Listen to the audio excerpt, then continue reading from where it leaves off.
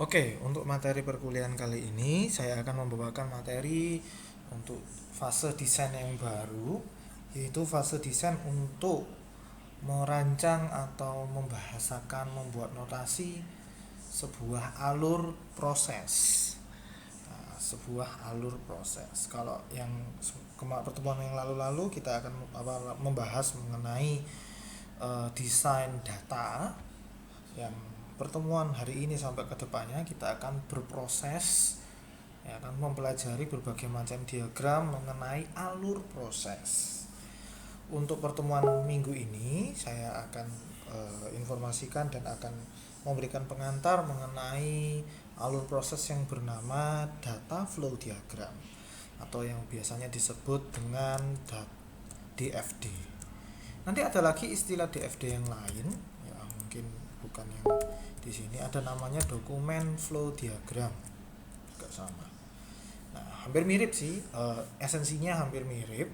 Yang fokus ke data flow diagram ini fokusnya kepada fokus ke data, apapun datanya, bentuknya teks atau bentuknya suara atau bentuknya image. Yang berikutnya kalau dokumen nanti itu adalah fokus kepada bentuknya dokumen. Ya, kita lihat dari definisi. DFD, data flow diagram, ya kan, digunakan secara besar atau secara menyeluruh dari berbagai industri di informatika ataupun industri di dalam sistem informasi, ya kan, yang digunakan dalam fase analisis dan desain secara terstruktur. Nah, notasi ini, ya kita gunakan notasi ini kenapa? Karena memang banyak digunakan di banyak bisnis administrasi. Nah, nah DFD, ya kan, the data flow diagram is structure analysis and design method, gitu kan ya. Dia itu di sini memvisualisasikan berbagai macam logic model dan mengekspresikan, menginformasikan transformasi data dari sistem. Ya kan, bagaimana data tersebut dari pembelian berubah menjadi data apa namanya, nanti kan berubah kalau kita membeli barang, supply barang, berarti kita akan data tersebut, kalau barang tersebut datang, ya data tersebut bukan data pembelian lagi tetapi data inventory, ya kan. Lalu ada beberapa hashtag, ya, istilahnya, atau keyword yang kita bisa lihat dari DFD, yaitu yang pertama kali ada DFD include a mechanism to model the data flow, bagaimana data tersebut mengalir dari satu tempat ke tempat lain. Dia juga mendukung decomposition. Decomposition itu untuk detail dari data. Logikanya sama dengan seperti di Google Maps ini, kurang lebih ya. Saya coba buka Google Maps. Google.com.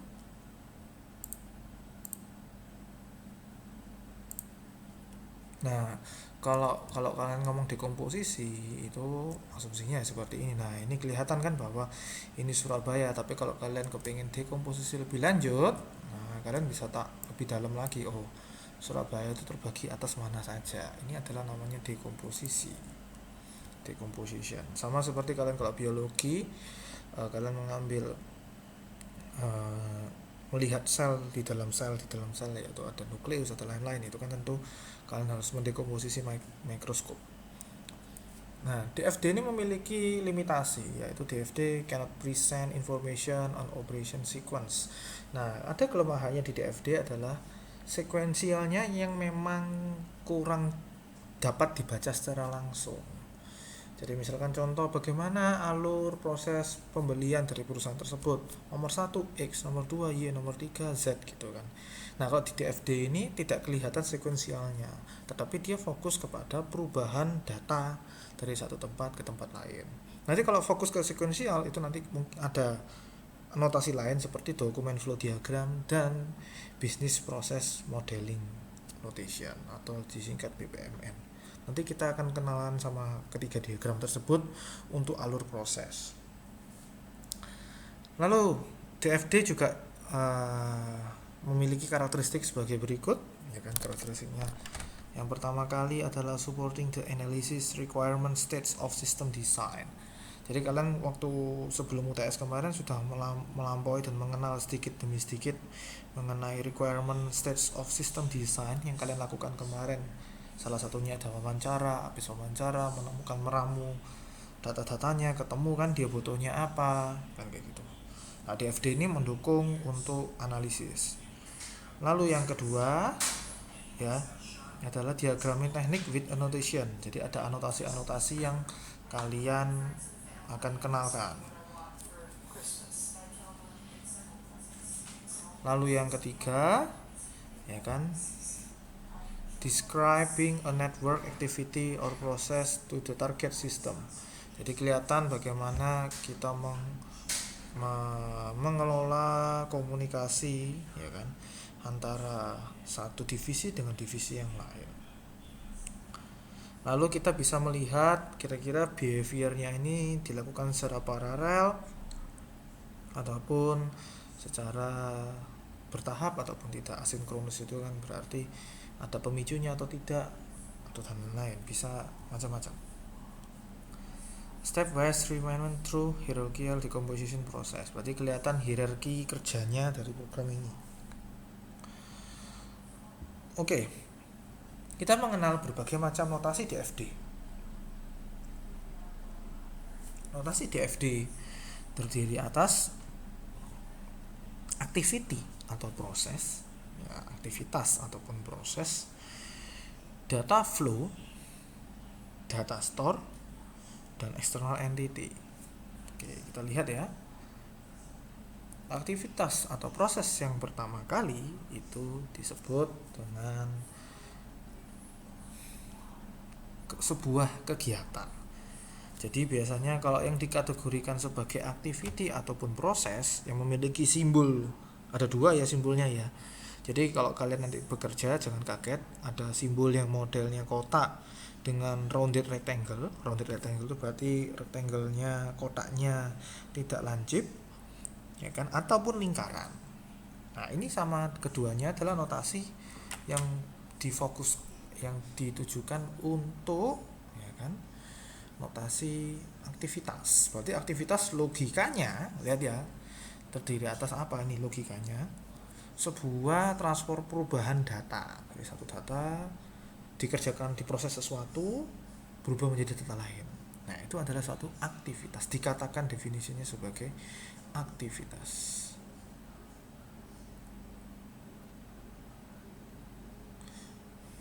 Oke. Yang kedua adalah aktivitas itu bisa dikatakan sebagai ciri khasnya yaitu sebuah pekerjaan atau sebuah kegiatan, sehingga dia harus tertulis dalam bentuk verb, ya kan, bentuknya verb. Nah, aktivitas tersebut bisa didekomposisi. Jadi contoh misalkan aktivitas membangun rumah. Aktivitas sendiri membangun rumah itu bisa dikomposisi menjadi subproses atau detail proses, detail aktivitas. Tentunya bangun rumah kan tidak mungkin bangun rumah gitu aja. Ada aktivitas kompleks di dalam. Ada aktivitas lebih detail lainnya. Salah satunya misalkan membangun fondasi. Setelah membangun fondasi, dia memberikan membangun pilar-pilarnya, pondasinya, lalu pilar-pilar tersebut digabung oleh tembok dan lain sebagainya dan lain-lain. Nah, gitu ya. Jadi kita tetap terbuka bahwa satu aktivitas itu ya, bisa memiliki komposisi, dekomposisi atau aktivitas kecil-kecil lainnya yang lebih detail. Yang keempat,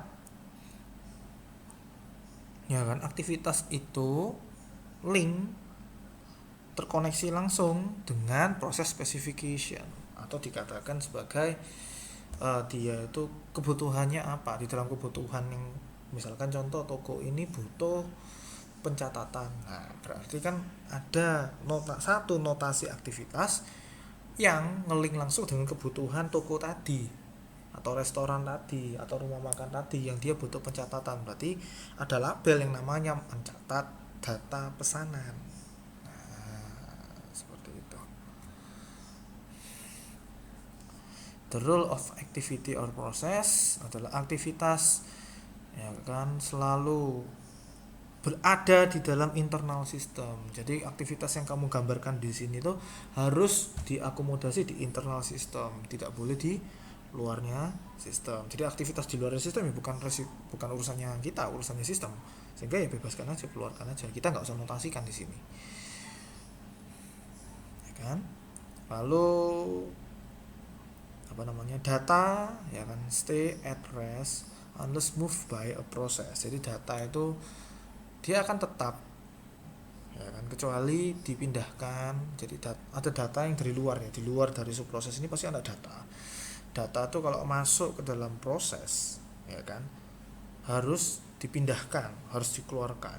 Makanya di poin nomor 3 bahwa proses itu tidak dapat mengkonsumsi atau mengcreate data.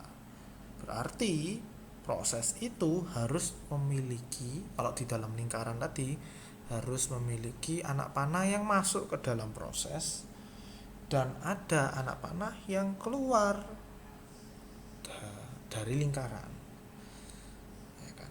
Karena proses itu memindahkan data, dan proses kuncinya adalah tidak bisa membuat data sendiri di dalamnya. Jadi proses itu hanya mengubah atau mentransformasi data. Sehingga ini kata kuncinya di sini, ya kan, sebentar. Saya buka dulu supaya kalian bisa dapat.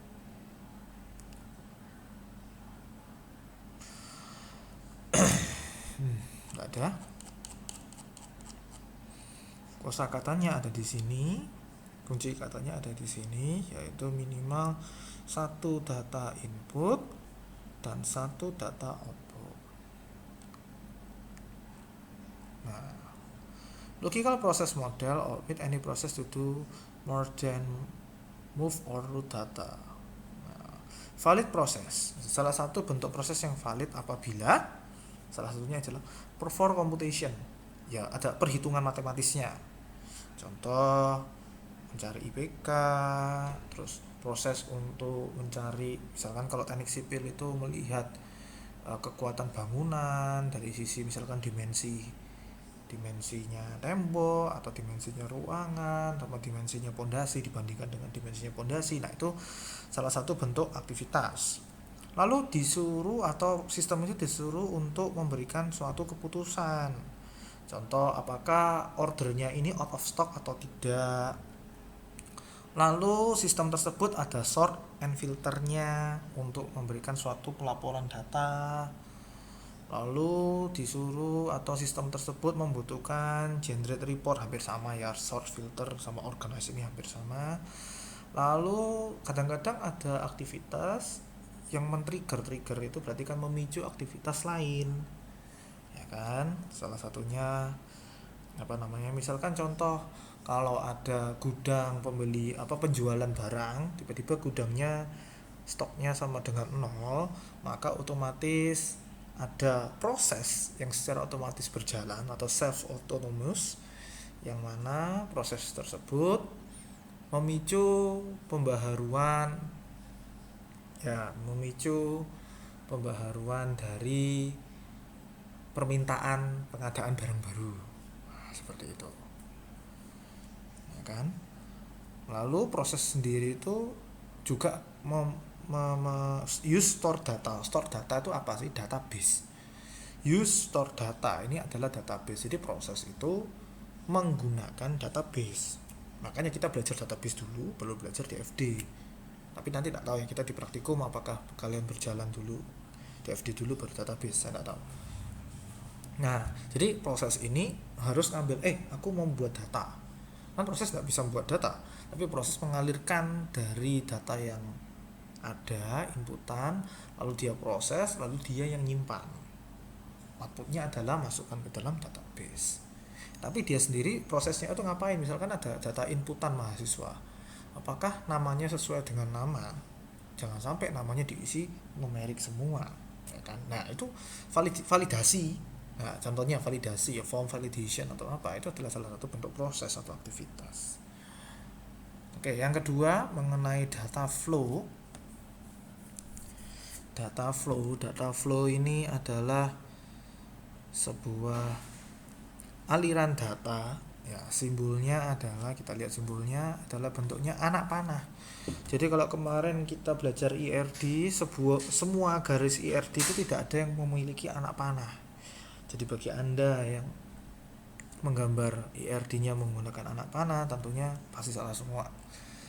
IRD itu tanpa anak panah karena dia hanya melihat relasi antar tabel, bukan memindahkan data dari satu tabel ke tabel lain. Enggak. Nah, kalau data flow ini memindahkan satu data lain, berarti adanya aliran, sehingga simbolnya harus anak panah. Data flow ini fungsinya apa sih? Sebagai konektor atau sebagai hubungan antara satu elemen dengan elemen lain, ya kan? Elemen satu dengan elemen yang lain bisa berhubungan dengan proses, bisa berhubungan dengan data store, bisa berhubungan dengan external entity, atau kesemuanya. Oke, ya kan? Dia merefleksikan atau dia menggambarkan sebuah transfer data, ya kan? Berbeda dengan control flow, bukan mengontrol sebuah aliran, tetapi dia hanya menggambarkan bahwa aku untuk transfer lo dari penumpang, misalkan ini contoh tiketing ya, penumpang mau beli tiket pesawat, kalau ada anak panah dari penumpang ke proses pencatatan tiket pesawat, dia ada anak panah kan, anak panahnya tersebut, ya kan, anak panahnya tersebut itulah yang merupakan data flow. Lanjut. Anak panah dari data flow adalah menunjukkan sebuah alirannya, arah aliran. Data flow bisa dipecah dan bisa dijoin. Ini lurus, ini bisa paralel, pecah, adanya percabangan, lalu adanya penggabungan. Contoh pemecahan. Contoh yang bagian pemecahan adalah pemecahan untuk misalkan kalian mahasiswa baru, kalian mendaftar di sebuah universitas, berarti data kalian tuh biasanya akan dipecah, yaitu akan dipecah ke data biro akademik, dan yang satu akan masuk kepada misalkan biro keuangan untuk ngurusi data keuangan mahasiswa. Yang akademik untuk ngurusi dia jurusan apa, fakultas apa, dan lain-lain. Atau kalian mendaftar wisuda juga sama, daftar wisuda juga hubungan dengan biro akademik dan biro keuangan, mungkin terkait dengan keuangan wisuda dan lain-lain, atau kepanitiaannya. Setiap garis harus memiliki label, yang mana labelnya adalah noun. Noun itu adalah kata benda. Kenapa? Karena merepresentasikan data yang mengalir. Data itu adalah kata benda, ya kan? Bisa dispesifik lebih dalam mengenai dictionary datanya. Ini data apa sih? Kalau bisa jangan ngomong data, tetapi ngomong langsung spesifik lebih dalam mengenai datanya. Oh, ini data ini. Data flow dapat dimaknai dengan motion, ya sudah jelas ya tadi ya, perpindahan dari satu tempat ke tempat lain, ya kan. Its flow from external entity source, nanti kita lihat external entity itu apa, ke dalam sistem. Nanti sistem itu kita lihat apa, dia bisa mengalirkan data dari sistem ke external entity lainnya. Source sama sink, istilah source sama sink di sini adalah awal atau asal dari yang memicu data, ya kan, yang memicu atau memproduksi pertama kali, siapa sih yang meminta, nah itu source. Sink itu yang tujuannya, bisa dikatakan seperti itu. Data flow ini juga bisa menjadi hubungan antara internal simbol, ya kan, bisa dikatakan seperti itu. Lalu data store, lanjut ya, kita lanjut dulu. Data store adalah sebuah store permanen data yang merepresentasikan sebuah file ataupun database. Simbolnya adalah sebagai berikut. Nah, data store ini adalah database ya. Sama seperti database. Database itu apa? Kayak file-file yang kita belajar di kemarin itu ada tabel penumpang, ada tabel rumah sakit, ada tabel nota, ada tabel mahasiswa, tabel jurusan, itu adalah data store. Jadi ya nanti nama tabelmu, nama entitimu sama dengan nama yang label di sini. Data store itu sifatnya pasif. Lihat nih database. Database itu kalau kamu asumsi database itu hampir sama seperti gudang tapi kecil gitu ya. Basis data yang kecil sederhana. Nah, database itu pasif. Kalau nggak ada orang yang datang, ya datanya di situ terus. Kalau nggak ada orang yang membaca, ya dia di situ terus. Itu sifatnya pasif. Dan dia nggak bisa diproduksi sendiri, ya kan? Karena dia diproses, dia dilayani oleh sebuah proses. Jadi orang yang melakukan pekerjaan, orang yang ngambil data, orang yang menghapus data, orang yang datang ke gudang, datang itu kan bisa macam-macam ya, tujuannya melihat, membaca, menghapus, mengganti, dan lain-lain. Nah, itu adalah sebuah aktivitas atau proses. Jadi kalau kalian nanti memberikan simbol DFD itu sebelum label, anak panah yang masuk ataupun keluar itu harus proses. No activity can be beyond basic retrieval capacity. Ya, jadi tidak ada apa kapasitasnya ini ya, tidak ada aktivitas di situ. Ya karena ini adalah data, berarti dia harus noun, ya kan? Dia spesifik dengan sebuah kamus data yang ada di dalam sistem atau dengan IRD.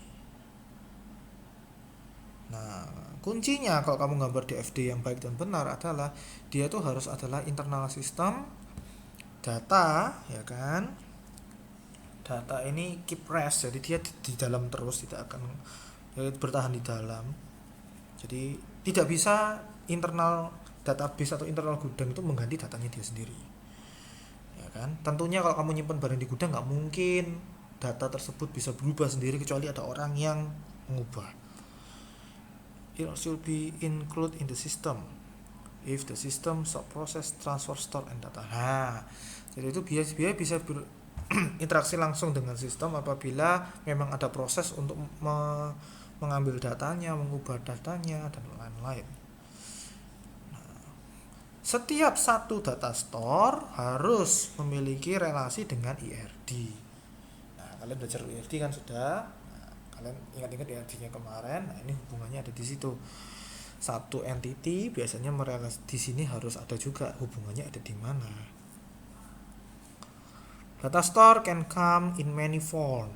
Form itu formulir. Jadi satu data store bisa muncul di banyak formulir. Nah, yang keempat, external entity. External entity itu bisa dikatakan adalah sistem konteks atau bisa dikatakan siapa usernya. Kalau kadang-kadang orang bisnis ngomongnya stakeholder. Oke, jadi ada 3 penamaan itu ya.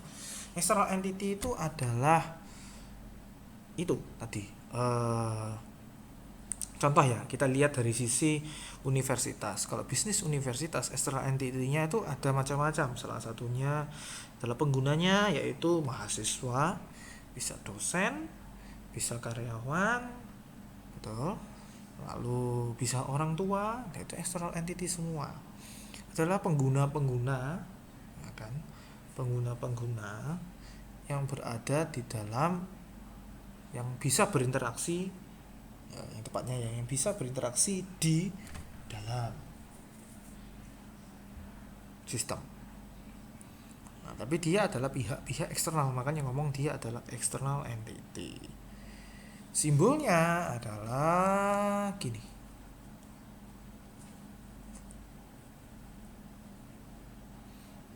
Nah, ini penggabungannya tadi. Nah, external entity itu adalah dia adalah start sama end. Ya, bukan start sama end. Bisa dikatakan original sama destination dari external data flow. Provide connection dari sistem konteks. Jadi sistem konteks itu adalah gambaran gambaran sistem secara utuh, secara global. Dia pasif, external entity ini pasif, hanya dapat mengirim dan menerima data, cenderung ke pasif dia, ya kan. Dia hanya ngirim atau menerima data, nggak ada yang lain. Mengubah data nggak bisa dia. Its label noun karena dia adalah pengguna, ya kan. Rule-nya adalah external entity adalah orang luar. Nah, bisa digabungkan sistem juga, bisa sistem. Contoh, kita tahu Tokopedia bersama OVO juga kan menggabungkan sistemnya di dalam Tokopedia. Padahal perusahaan mereka adalah berbeda. Nah, kalau kita lihat dari bisnisnya Tokopedia sendiri, Tokopedia bisa integrasi bukan dengan orang OVO, tapi dengan sistem OVO. Jadi sistem pembayaran paymentnya di Tokopedia yang terintegrasi dengan OVO tadi itu merupakan external entity. Terus ada juga data store. Kadang-kadang data store bisa menjadi external entity, tapi ini sangat jarang, ya kan. Lalu external entity ini biasanya di luar bisa, ya kan, atau biasanya juga di luar dari sistem. Tapi dia bisa interaksi dengan sistem. Dia kan bukan di luar sistemnya, tapi dia bisa interaksi di dalamnya. Atau biasanya pengguna. Nah, dia ini mengulangi lagi ya, dia mengambil data, dia men-trigger data sistem ke dalam motion atau ke dalam gerakan proses, lalu memprovide new information. Contoh,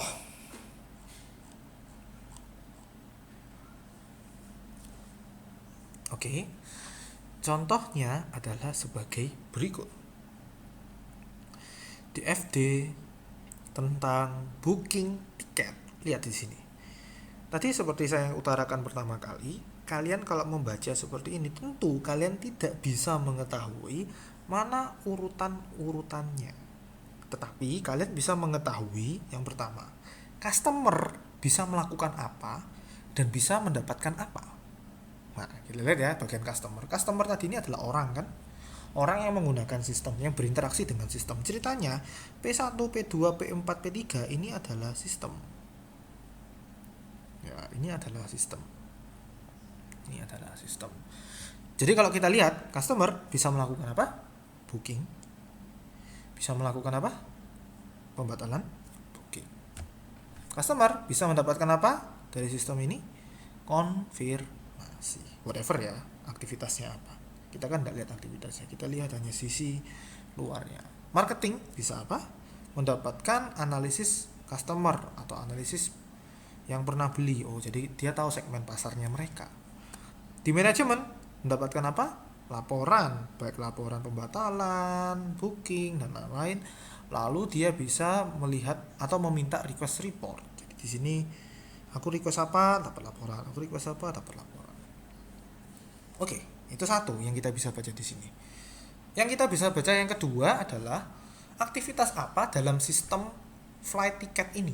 Kadang-kadang ada tiketing pembelian tiket itu ada yang nggak bisa dibatalin kan. Nah, kita kan kepengen tahu secara overall sistemnya ini itu bisa batalin atau enggak. Nah, di sini kelihatan P1 adalah sistem tiket booking yang ada di sini. Itu pertama adalah dia bisa booking tiket. Berarti ini menjadi aktivitas pertama. Ya, P1 ini bukan berarti ya boleh dikatakan tiap orang berbeda-beda ya. P1 ini biasanya umumnya desainer ngomong bahwa P1 ini adalah proses yang umum atau proses inti dari sistem tersebut. Lalu dilanjutkan ke proses-proses yang lainnya. Jadi urutan itu belum tentu berarti yang utama ya, tetapi biasanya para desain memprioritaskan fungsi-fungsi yang utama terlebih dahulu. P1 booking flight ticket, P2 konfirmasi, ya kan? P3, nah berarti dia bisa meng-cancel yang P4 untuk manajerial. Oke. Jadi cara membikinnya ya anak panah gini aja dulu. Anak panahnya nanti terakhir. Yang penting kalian tahu customer, marketing sama manajemen, lalu ada aktivitasnya apa kalian gambar. Lalu lihat ini sekarang. Bagaimana customer booking? Nah, kita berpikir sendiri kan, berarti di DFD ini nggak bisa kelihatan, nggak bisa poin-poinnya tuh nggak kelihatan. Kita berdasarkan pemikiran kita. Bagaimana customer booking? Nah, kalau kita lihat ya pertama kali, bagaimana customer booking. Nah, ini nggak kelihatan stepnya, tapi bisa kita trace itu apa ya? Kita bisa atur satu persatu. Booking, berarti booking ini mestinya ini adalah bukan tulisan booking, tetapi harus tulisan noun. Kita lihat noun, berarti misalkan nota booking, ya kan? Masuk ke sini di dalam aktivitas booking flight, dia akan memproses nota booking ini. Kalau dia new, dia akan melihat orangnya ini baru atau enggak, ya kan? Oh, dilihat. Ini data customer. Ini sama dengan database tabel customer. Ini database tabel atau entity customer yang punya ID, nama customer dan lain-lain. Nah, kalau dia baru, maka masuk ke sini. Nah, kalau dia lama, maka dia ambil data customernya. Melengkapi data thread. Setelah selesai, maka data customer information, maka customer data akan dilempar ke sini, betul kan ya? Kalau dia orang lama kan ngeliat di sini. Kalau yang baru insert data dulu.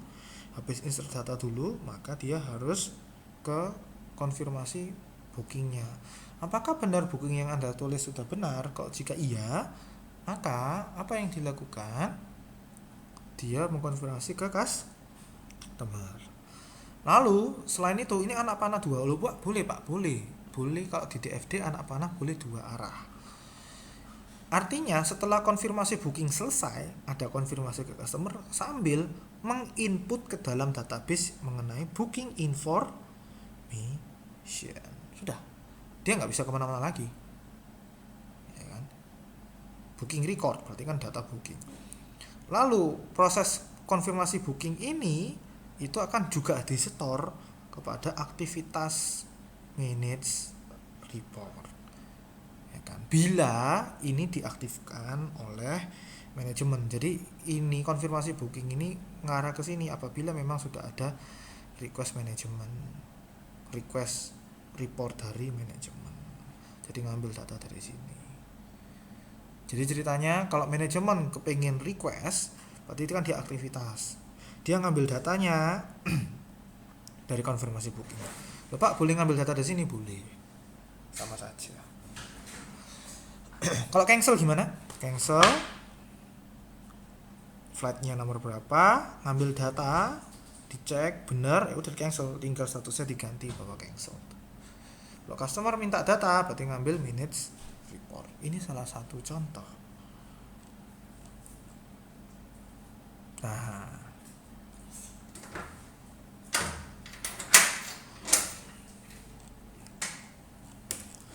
ini tadi adalah salah satu DFD yang sederhana. Ini juga sederhana juga, tapi habis ini ya. Jadi kalian coba tonton dulu, kalian resapi dulu literatur ini. Nanti kita online bersama-sama.